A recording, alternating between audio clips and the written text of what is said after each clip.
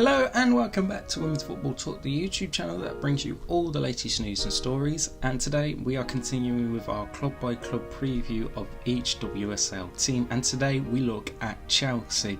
And before we get into today's video, make sure you smash that subscribe button and turn on the post notification bell so you never miss a video of ours, and make sure you're following us on Twitter and Instagram for all the latest news and stories. So Chelsea, what more can we say?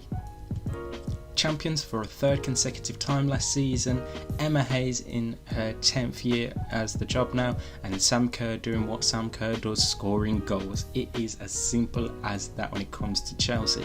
So this season, once again, they will be looking to retain their title and do it for the fourth time in a row, becoming champions of the Barclays WSL.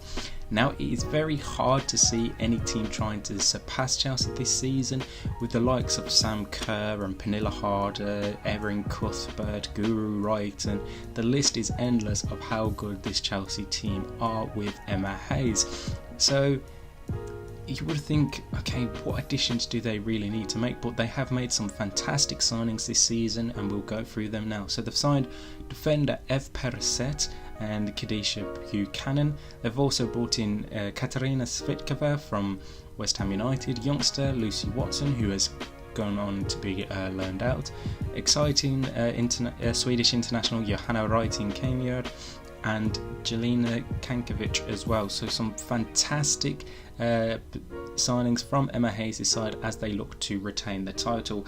Now again, last season it came down to the wire in terms of winning the WSL. They won it on the final day, beating Arsenal by a point.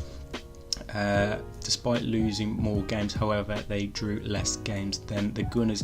So it is going to be another tight battle between the two of them, I believe. But I mean, for me, it is hard to look past Chelsea because they've still got Sam Kerr, Pernilla Harder, like I've said, and if they can keep them two fully fit throughout the season, I expect them to be banging in the goals. Then you also have the option to bring on Lauren James as well, so if she can stay fit, she can provide the goal scoring options as well. So Emma Hayes has built a really good squad in terms of depth and having good options and backup options in terms of positional wise. So if they're looking really strong, their only downfall realistically can be themselves this season, and Emma Hayes will be wary of that and make sure that this kind of stuff doesn't happen at all, because if it does, then they are going to be looking behind themselves rather than ahead of themselves, where they should be at in terms of winning the title. Now obviously last season it was a bit of a mixed bag for Chelsea, because obviously they won the league but obviously didn't get back to the Champions League final, because obviously they got knocked out in the semi-finals, but they did obviously win the FA Cup as well.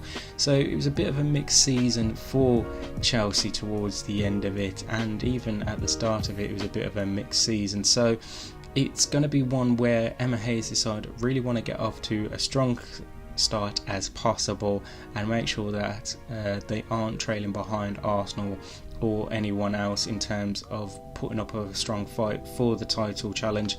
And then obviously the other stuff comes as an added bonus, so going far as possible in the Conti Cup, the FA Cup, and the Champions League as well. So it's going to be very interesting to see how Emma Hayes' side do this season, and I do think Emma Hayes' personal big challenge is managing the players' egos and making sure that each player gets the right time of game times, because they've got a good depth of players, like I said, but we're going into a World Cup year, so you don't want to be, because I mean, you've got the likes of Millie Bright and Magdalena Eriksson, who are known as the club centre backs, but then you've added Khadisha Buchanan to the side, you've got Anique now in the team already as well. So it's about rotating the players at the right times and giving them the right minutes in terms of whether it be the WSL, the league, the Conti Cup, Champions League. She's got to find that balance and get it right, because obviously players will be wanting to play a lot as they head into a World Cup year next summer. So they're possibly the biggest downfalls which could cause Chelsea the big problems. Obviously injuries as well. They don't want to be losing Sam Kerr, Guru Writing or Erin Cuthbert for a long period of time, if at all.